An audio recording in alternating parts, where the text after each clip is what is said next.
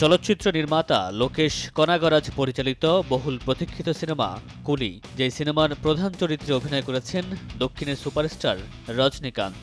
আগামী 14ই আগস্ট প্রেক্ষাগৃহে মুক্তি পেতে যাচ্ছে কুলি। স্বর্ণ পাচারের পটভূমিতে গড়ে উঠেছে এই ছবির গল্প, যেখানে এক কুলির অতীত আর বর্তমানের টানাপোড়েনে দেখা মিলবে রজনীকান্তের দুর্দান্ত রূপ। ট্রেলার শুরু হয় এক মনোলগ দিয়ে। এখান থেকেই শুরু হয় থ্রিল আর রহস্যের আবহ। এরপর একে একে হাজির হন অন্য চরিত্ররা। গল্প অল্প সময়ের মধ্যেই দেখা মেলে আমির খানের। এক ঝলক ক্যামেরার ফ্রেমে ধরা দেন দক্ষিণী তারকা নাগার্জুন ও সত্যরাজ।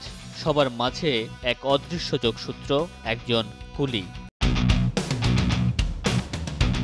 সিনেমার ট্রেলার শেয়ার করে এক ভক্ত লিখেছেন, রজনীকান্ত বোঝালেন তিনি এখনও ফুরিয়ে যাননি।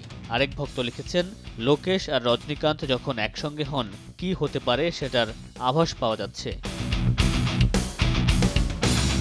প্রায় 350 কোটি রুপি বাজেটের সিনেমাটির শুটিং শুরু হয়েছিল গেল বছরের 5 জুলাই। 14ই আগস্ট প্রেক্ষাগৃহে মুক্তি পাবে সিনেমাটি। রজনীকান্ত ছাড়াও এই সিনেমায় রয়েছেন আমির খান, নাগার্জুন, উপেন্দ্র সত্যরাজ ও শ্রুতি হাসান।